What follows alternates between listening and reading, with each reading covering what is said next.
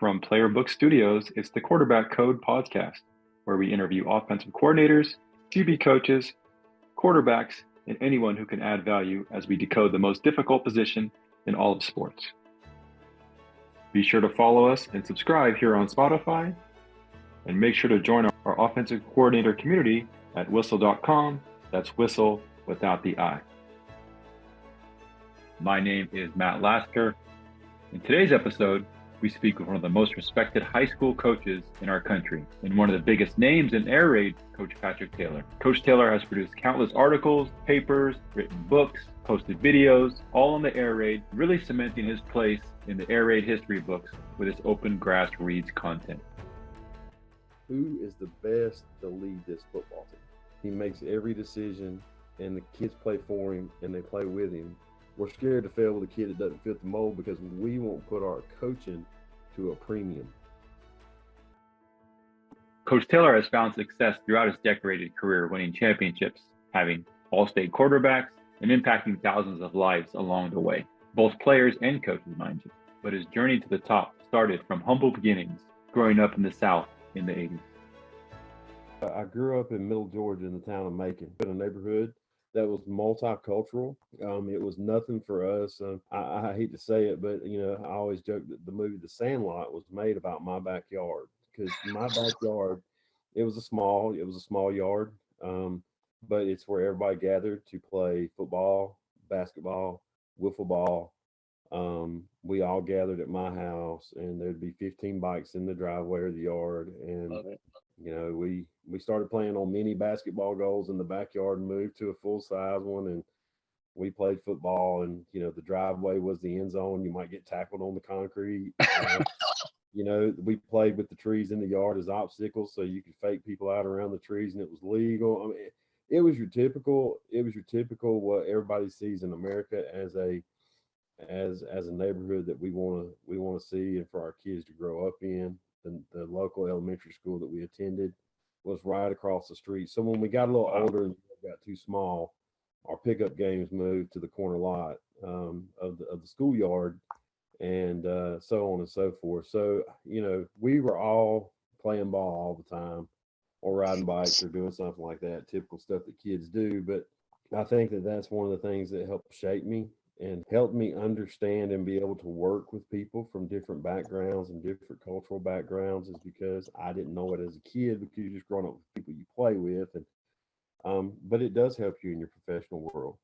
There was probably 12 or 15 of us that were just like core guys that were around all the time, around each other, played the league ball. We done everything together. So I look back on those days, and I wouldn't trade it. I wouldn't trade it for a minute. It's just one of those things that, you look back on and you say, man, I was lucky to live those days. Coach Taylor learned early on how playing the game of football is much more than being a star on the team. While his brother was almost 10 years his senior, he was a huge force in his life. At times, Coach Taylor learned by example from watching him, and at other times, his brother was much more direct to make sure his point was heard. I had an older brother who's 10 years older, who was 10 years older than me, and I'm 43, he's 53, and he lives down the road from me now. But I watched him play football. I was a kid while he was in high school playing, and so when I'm in fourth or fifth grade, he's graduating high school, and so on and so forth. And so, but I got to watch him play, and he was a player and a teammate that was there for every workout. He was there for every workout, and he played on a very competitive high school football team. I think they signed 7 or 8 Division I players off of his senior class, and he went to practice every day. And his senior year, he started on kickoff return team. And for a lot of kids, that's something. Well, I've been here for 3 years and been working my tail off. I'm playing behind guys that are scholarship players, and his senior year, I never will forget. They were playing for the city championship, and it was a tie ball game, and they kicked off to his high school, and they called the return up his side, and he threw a block with one of his teammates that sprung a 90-some yard kickoff return to win the game. And you always think about, well, you labor for something, you don't know if anything's ever going to come of it. And then in one of the biggest moments of their senior year, um, he lays the block that springs for the win. There's a patch on his Letterman jacket that you can't dispute it. But not only that, at the end of that, at his banquet, I remember going to his banquet, and he went and didn't expect anything, just went as a teammate. And the coach got up and he gave a long speech, and he said, "I'm going to give the coaches award," and he gave this long speech, and then at the end of the speech, he said my brother's name.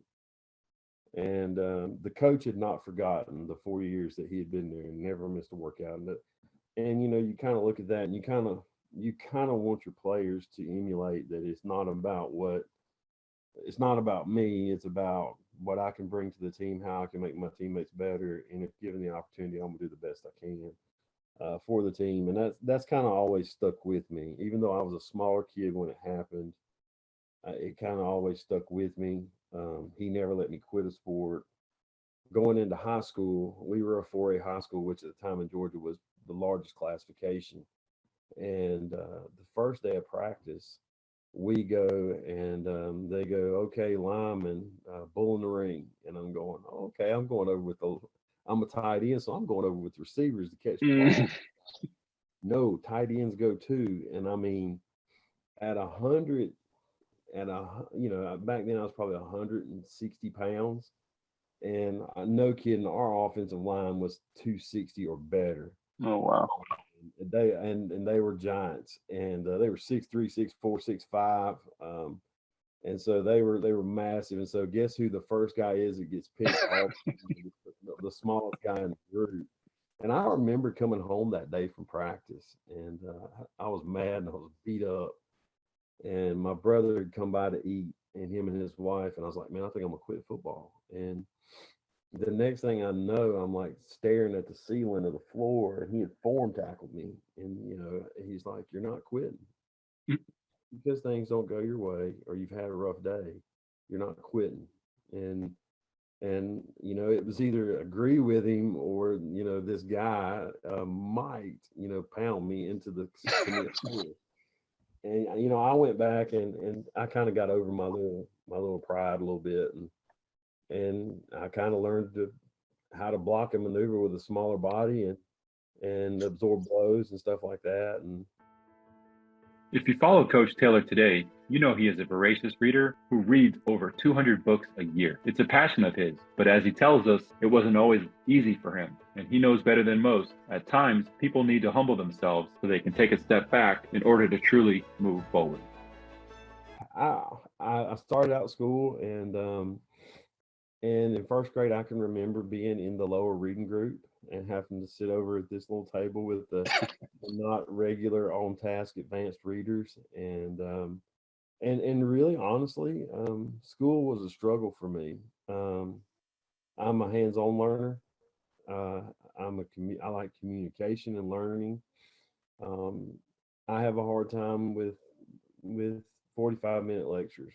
I hated reading and I hated books to the point where even when I got into middle school, um, in Georgia, you take a semester of Georgia history in the seventh grade, and we had to read a book, and I can't even remember the book to be honest with you, but I couldn't read it. I could pronounce words and I could win spelling bees, but when it came to reading comprehension, it didn't work for me, Yep, and yep. to the point where I just shied away from reading.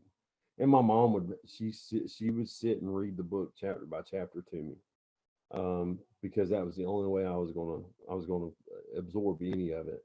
And all the way up through high school, I really struggled bad. And really, if it wouldn't have been for athletics, my parents wouldn't have let me drop out, but it would have been more of a struggle because I Mm. did have to stay eligible to play ball. And so after I graduated high school, I read on the ninth grade level and really about the eighth grade level. I went and was tested, and I basically looked at myself and said, if I'm ever going to graduate any kind of tech school or college or anything, I'm going to have to learn to read.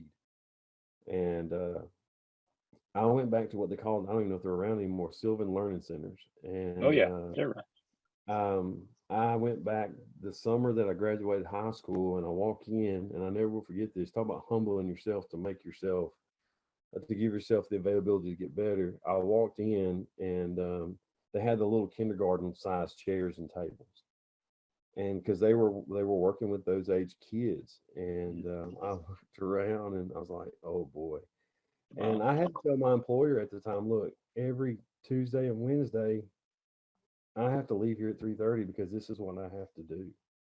And luckily they were very, very supportive of it. But I would go in and sit, and my knees would be above the table. Here I am, You look at Elf, that movie Elf. Remember that? yeah, next to a kid reading one fish, two fish, red fish, blue fish, and I'm reading the same thing he is. And it was jokingly that they gave the kids tokens, these little colored, like look like coins, that if they got something right or they got stuff right on their test or passed a reading checklist, you could go over this door and redeem it for like a Coke or candy bar or something like that. And the guy's like, look, I'm sorry, but this is how we do it. And we don't have really any way to do it for adults yet. And I'm going, it's all right, man. And so I would sit there, and in about 8 weeks, I had a lady that I cannot remember her name, but she had just graduated college, and she went to Maranatha College, which is somewhere in the Northwest up there. It's like a Division 2 or Division 3 school up there. She sat down and showed me reading strategies. And about 6 to 8 weeks, she had me reading at a graduate level, Wow. and I'm still thankful for that. But I always say you got to humble yourself sometimes. And sitting down with my knees above the table and walking over there and redeeming my coins for a Hershey bar or a Coca Cola or whatever, or sliding them to the kid next to me because he had done something good, and I'm like, here, man, I really don't need it. I'll slide this to you. Go get you something or something like that. But it's what I needed to do. And now, like you were saying, I probably read 200 books a year, and that's kind of the thing that I look at myself a lot of times about knowing the difference between when a kid can't do it and when they won't do it. And Right. sometimes when they won't do it, it's because they can't do it, Mm. and they create this fear of doing it because they know they're going to fail anyway. So again, going through things in my life, I'm like, well, that kind of helps me spot those kind of kids, and also tell them, hey, I know you can't see me sitting at that table with my knees above the table, but you don't have to do that because I'm here and I'll show you those things that I learned. As many of us can relate, while we may have a favorite sport to play, it doesn't always align with our physical gifts. Coach Taylor was no different, but he made the most of his opportunities and valued being a part of some special locker rooms. I did not play organized football until middle school, which Middle would have school. been seventh grade. I started playing organized baseball when I was about 9 or 10. I did not play organized football or basketball until I went into middle school. And I always loved football, though. We always played in the yard. There's a picture of me when I was 2 years old. I'm in a Dallas Cowboys Danny White jersey. I've been a Cowboys fan through the highs and the lows, the 80s, the 90s, and even the last 25 years.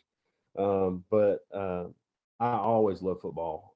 We always watched football in the house.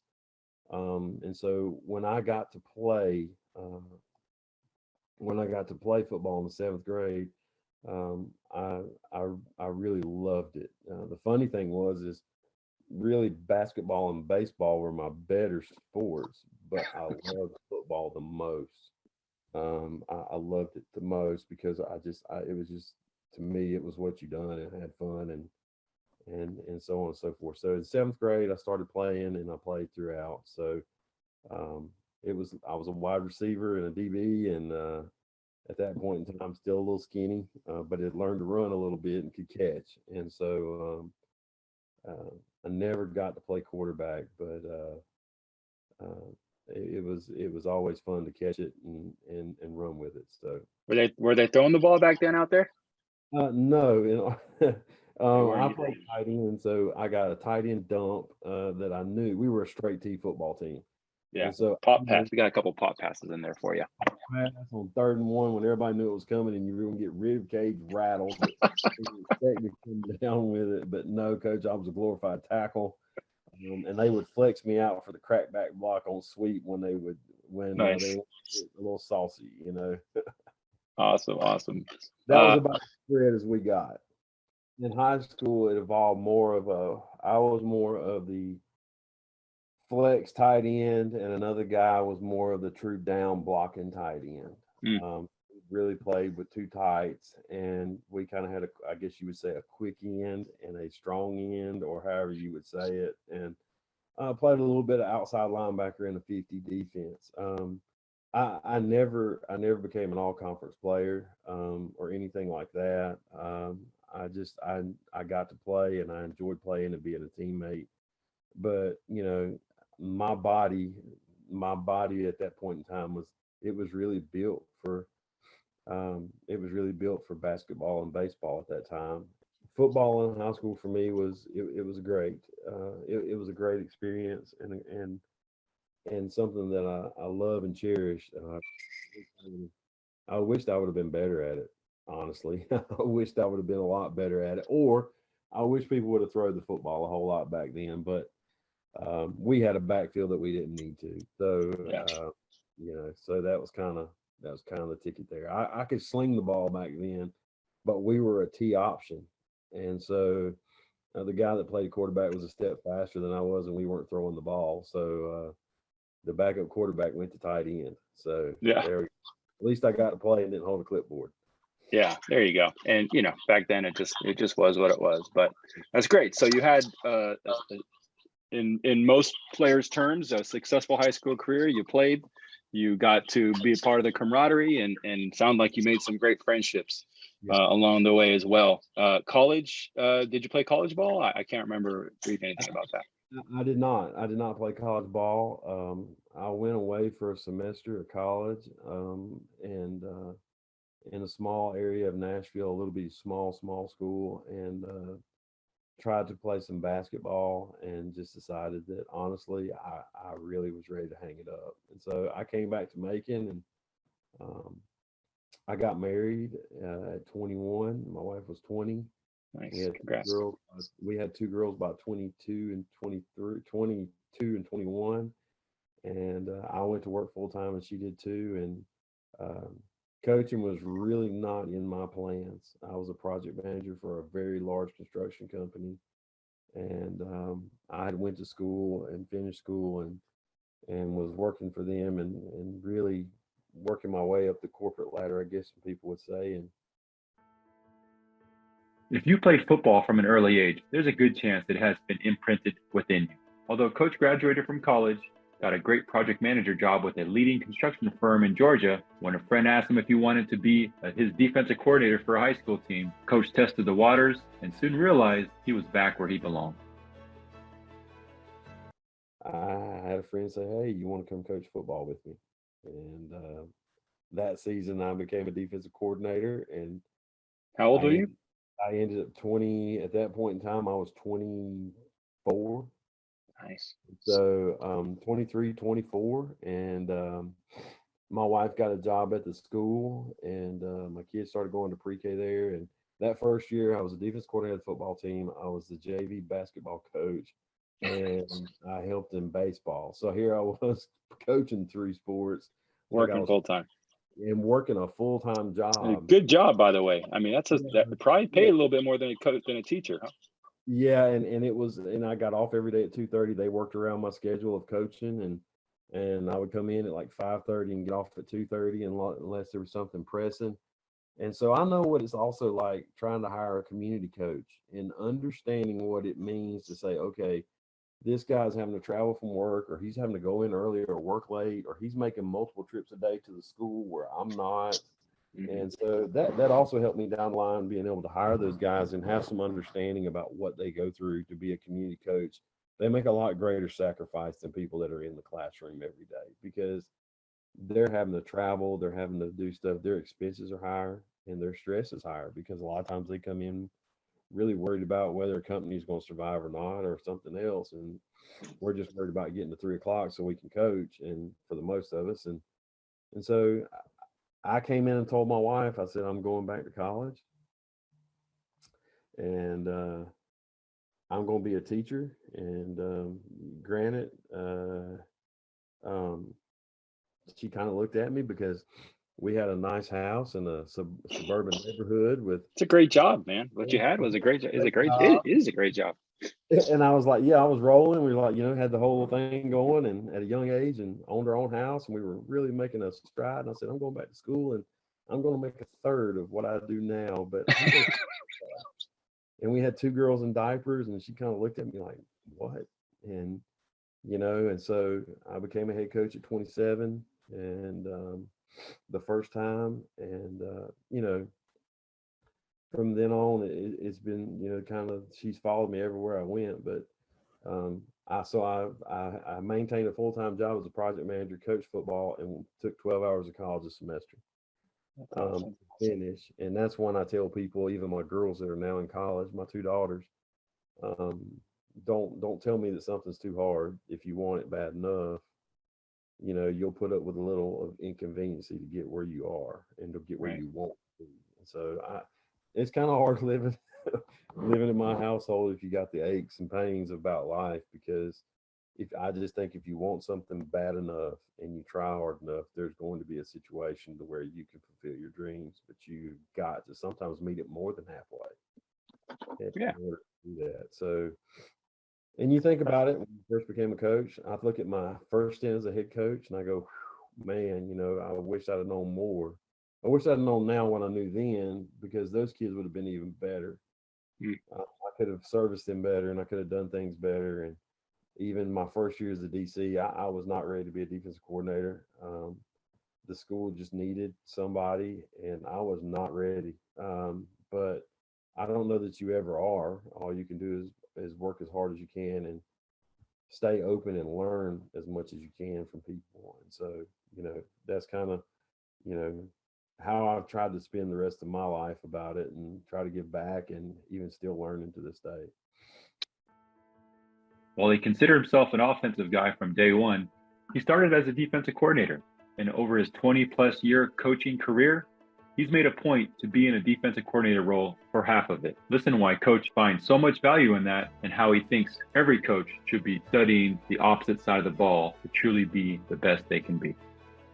Yes, I mean, I was out of my 21, 22 years coaching, I have been a DC for half of those.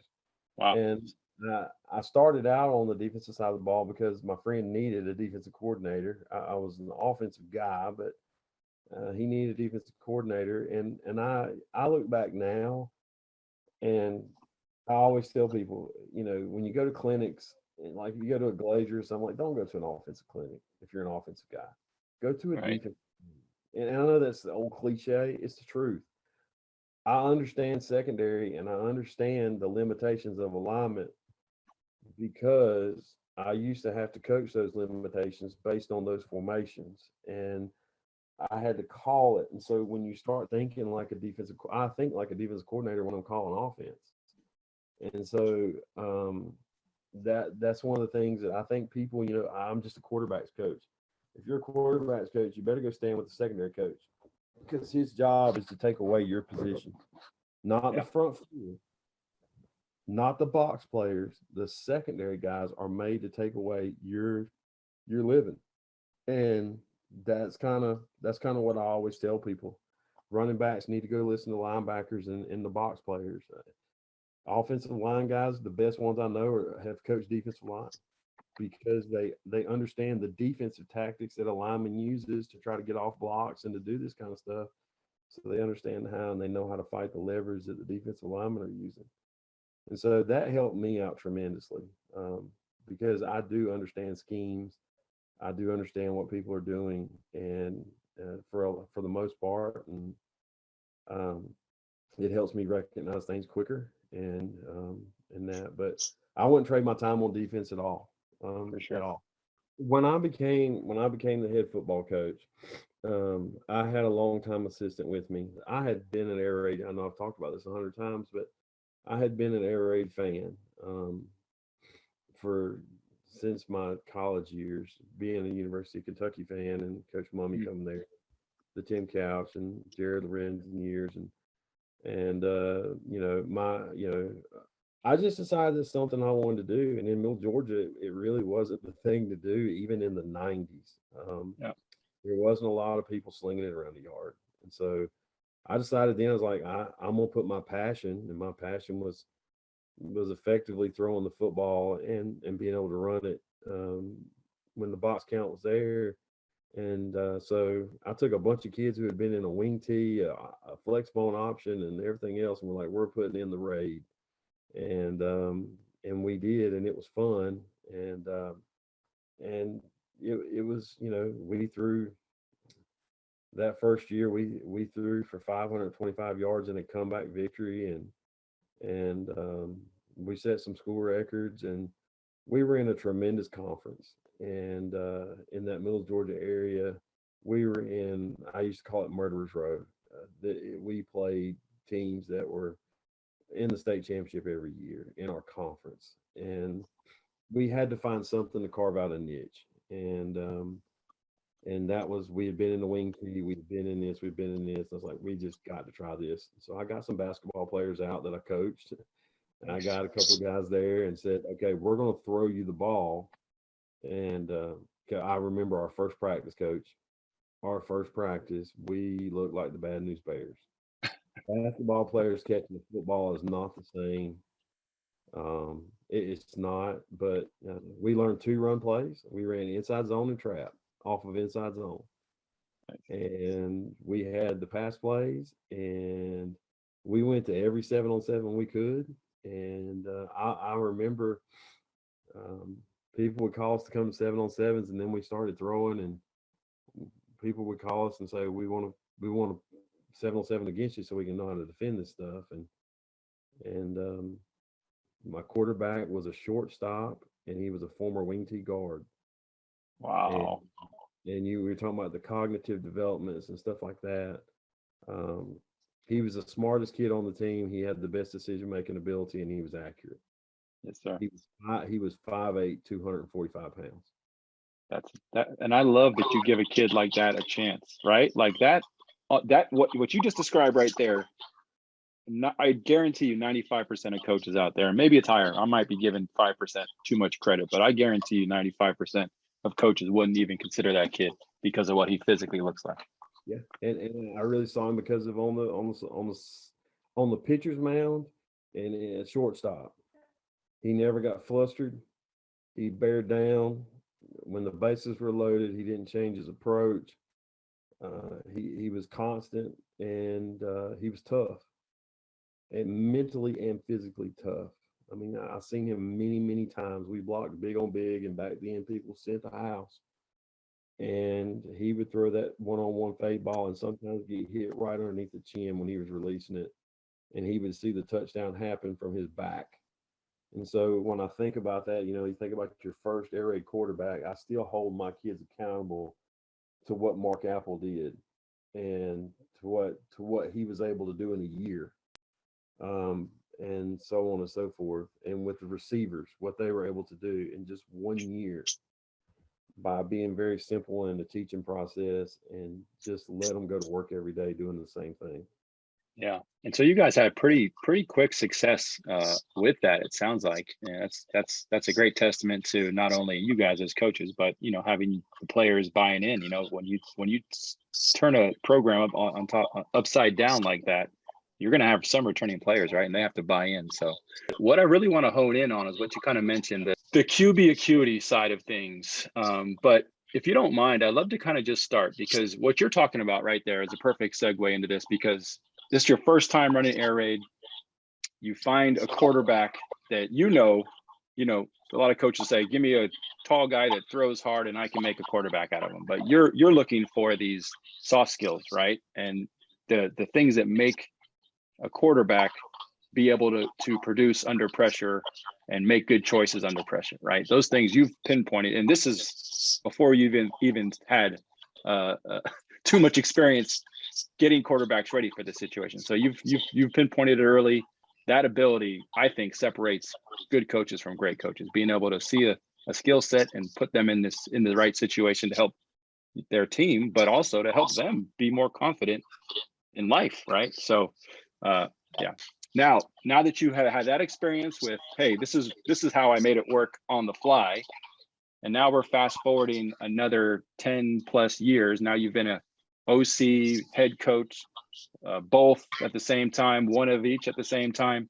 Now that you've had this kind of time to kind of go through the cycle of finding it, having a starter, then kind of looking at a sophomore or junior as they're coming up and starting to build a relationship there. And so I'm just wondering if there is a process, and maybe now that you've had it for 10 years, now you have one, or maybe you thought about it right away, or maybe you don't have one at all. And it's more like, I just know what to do, when to do it. But do you have a systematic way that you kind of view the process of finding the younger quarterbacks, bringing them through, and then while you're still working with the guys that are in the seats in the quarterback room with you during the year? Overall, do you have some type of philosophy or systematic way to do that? I do. I'll front load them. Coming into this new school that I'm at now, that they've never been an air raid type system, and I still use the same approach that I used with Mark Apple, the guy I was talking about. I want to know without even talking football. I want to know that if I give you something to learn in 5 days, I want you to teach it. I want to know and observe how you act in tough situations in practice. Your receivers are not catching the ball. We're having a bunch of drops. I get out there and get them going, like blindly at the school that I just came to. We're doing pat and goes, and I'm wanting to see how you're doing if we're having a good day. I'm wanting to see how you're doing if we're having a bad day, if your receivers are dropping it, or if you're just missing. And something as simple as pat and goes. What's your demeanor? What's your body language? Because what you think mentally comes out in your body language, and sometimes outside of your mouth, but more times it's in your body language. I also want to know if someone is a great communicator. If they can't be a great communicator with me, they definitely can't be a great communicator with their players on the field in a high tense situation. We haven't even really talked about arm strength or anything like that, because that's one of the most overrated things. So when I look at it, I'll go watch them play if I have the ability to, especially for a younger kid. I'll go watch them play another sport. Yeah. And see how they deal in stressful situations. Because what I have found in this is that the mental state of a quarterback, if you look at it, I don't care what anybody says. If you look at all the great quarterbacks over the last, let's say 1980, when quarterback play had a premium, starting with Dan Marino in that class. Even you could go back further, but these are the guys I can remember. Me too. Perfect. If you think about from 1980 forward, the great quarterbacks, they all have the same attribute. They do. Their mental, not their smarts, not if they can ace an ACT test or an IQ test. Inside the confines of that gridiron,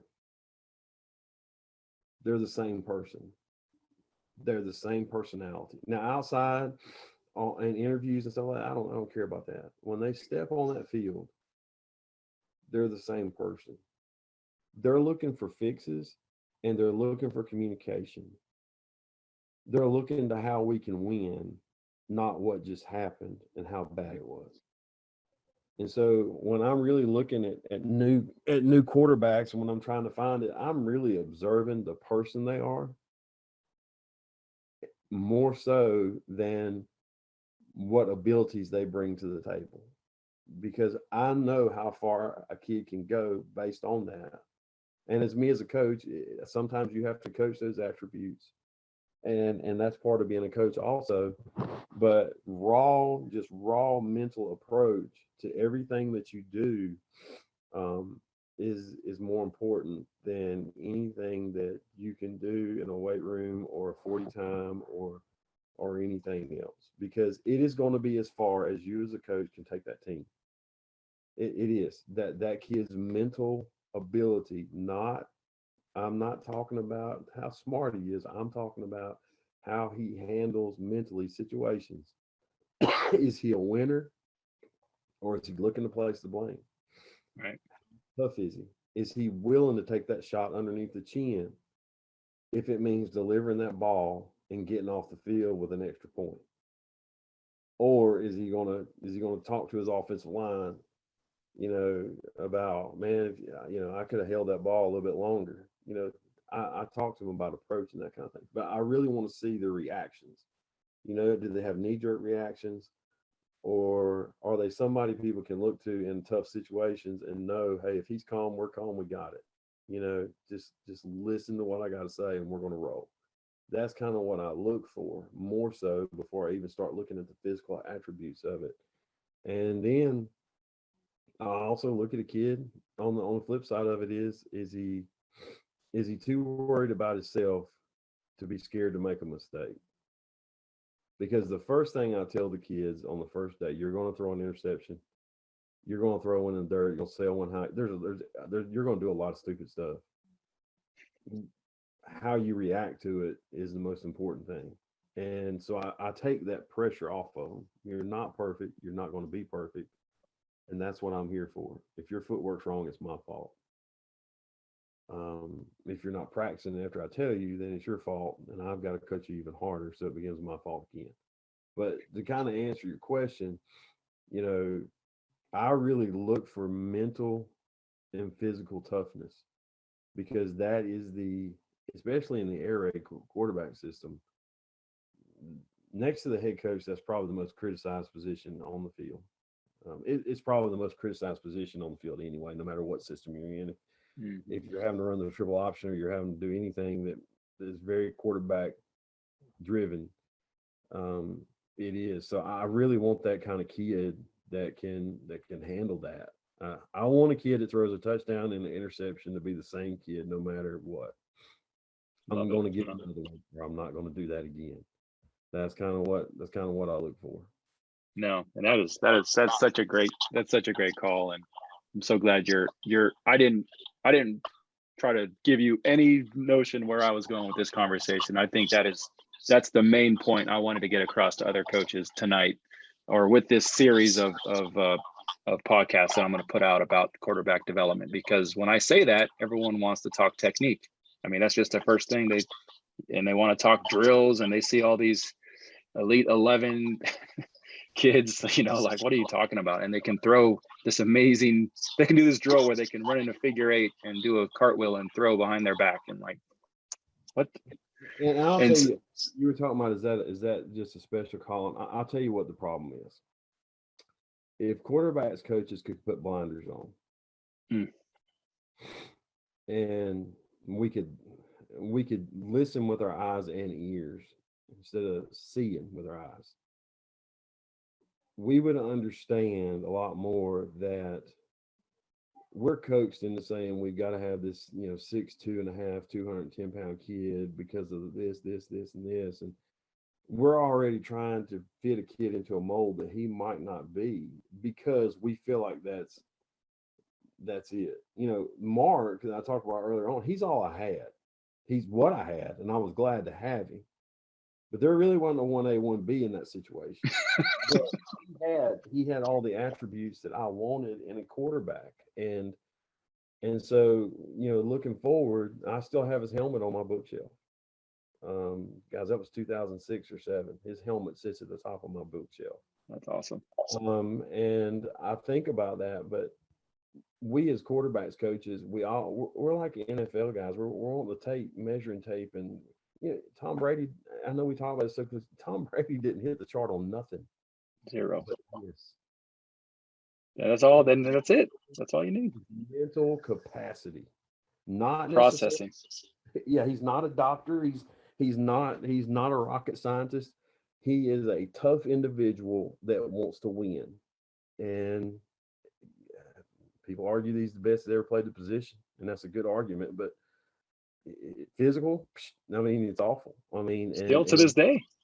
I mean, but he's played longer than anybody. He's done stuff, and I say that, but I know that's a very widespread comparison. But we as quarterback coaches automatically say this kid has to look like the poster child of a quarterback versus who is the best to lead this football team. Who is, am I willing to look like, am I willing to be laughed at as a coach because I don't have a kid that fits the mold of a quarterback, but he makes every throw, he makes every decision, and the kids play for him and they play with him. I'm willing to take that chance over looking the part versus playing the part. And Exactly. I just, coaches, you said it, we're worried about drills instead of worrying about our ability to coach. We're scared to fail with a smaller kid. We're scared to fail with a kid that doesn't fit the mold because we won't put our coaching to a premium. Drills teach it. Wow. Cannot. There's some of those aspects that you can't. There's no drills to teach that. We can't put kids in those situations every day in practice and make them come out with the right mentality. You kind of just have that I call it a bulldog mentality. You have to have that bulldog mentality. Yeah. Well, you said it earlier, man. You saw Jared Lorenzen. That's a great example of exactly what we're talking about, right? Like, guy looked like he couldn't look more like an offensive tackle. And to be honest, he probably looked too soft to be like an offensive tackle in the SEC. You know what I mean? So I love that you have the open mind, and that is one of the things I'm trying to get into these coaches' minds. It's just like, there's what, and I trust me, I'm not talking bad about anyone in the NFL. If you've made it to the NFL, even if you've never played it down, you are 1,000 times better an athlete than any of us listening to this wherever. So if you make it there, that just there's a level of athleticism that you were born with that is superhuman. So let me start there. But having said that, there's 5 great quarterbacks in the NFL that people will take no matter what, and everyone else is kind of in the same bucket. So to me, it's like we're missing something here in the development of these quarterbacks, because if there's 5 for sure starters in the entire planet, there's something we're missing when we're picking them out in the first place, right? And I think that has a lot to do with it. There's 100 and some Division I colleges that have great quarterbacks, and there's some few that have that attribute that says this is the it, that you can't coach it, and you can only improve upon it. It's just there. But if you're looking for it in your high school, it's there. It's there. The kid may not even be on your football team, but you need to go find him. You need to go watch your football team. You need to go watch your basketball team. You need to go watch lacrosse or whatever, and you need to find out who is this kid and that kid. Can you throw a football? Or are you interested in throwing football? And let's roll, and let's give it a shot, because that's the most important thing. Even point guards in the NBA, you kind of look at it, they're the same way. Yeah, no, for sure. You start with mental acuity and being able to handle and perform under pressure and adversity, and go from there. All right, cool. So on that note, now you have the kid, you got him. He comes out, he throws a little weird, a little wonky, but the ball's getting there. I'm curious. I've heard a lot of coaches go both ways. How much do you coach technique with these kids? Is it, let me just leave it there. How much do you coach technique with these kids? I think once a kid starts picking up a ball and throwing it, whether it's 6, 7, 8, 9, 10, and let's say we get the kid as a freshman in high school, you're not going to change that arm slot very much. And you can spend all your time you want to spend. You can go. The quarterback is one of the most overcoached positions. It is the most overcoached position in football. But you can try every drill in the world. It's muscle memory. It's what we do, and there's some kids that you can improve upon it. You cannot wholesale change it. And I've always said this: if the kid is accurate,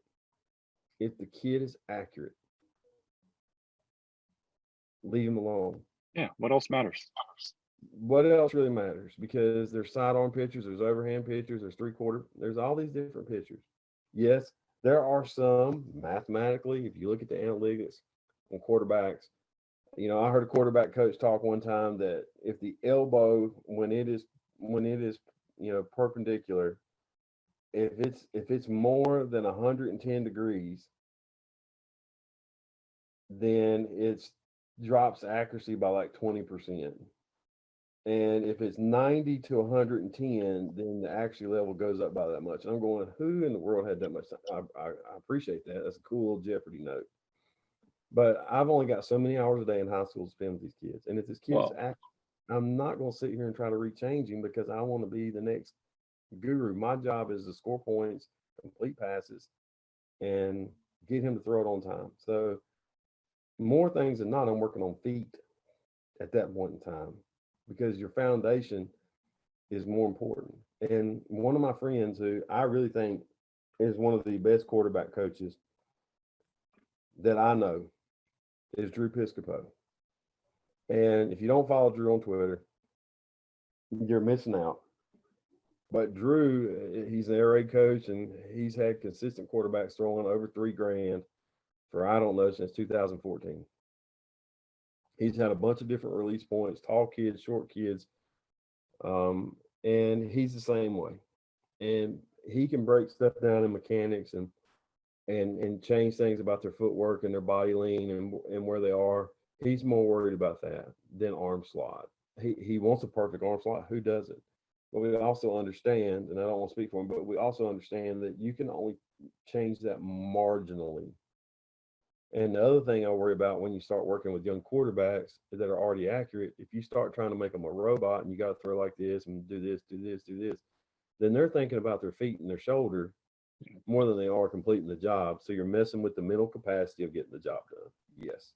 Slowing the processing down big time. Yeah, and the next thing you talk about is exactly it. After the mental capacity, we're looking at accuracy. We're looking for accuracy. And if he's accurate, hey, you got the job, brother, because I can work everything around that. Absolutely. Okay, cool. So now we've kind of talked about the technique. All right, so now you got them in. You got a couple quarterbacks. How many quarterbacks you go to do a season with? 2, or do you ever have 3? 2. Okay, so now you got a backup and a starter, and they're working in practice. It's time to start installing air raid. How do you start teaching progressions? Is that done in the classroom? Talk to everyone about how you start that process of getting progressions. As we all know, progressions is kind of what we need to be able to process in under pressure, right? So how do you start that process? Thanks for joining us for part 1 with Coach Taylor. Join us next week as we dive deep into his methodology of teaching progressions, his 4 pre-snap quarterback keys, how he quantifies quarterback comprehension, why defensive coverages don't matter, plus a ton more. That's all here on the Quarterback Code.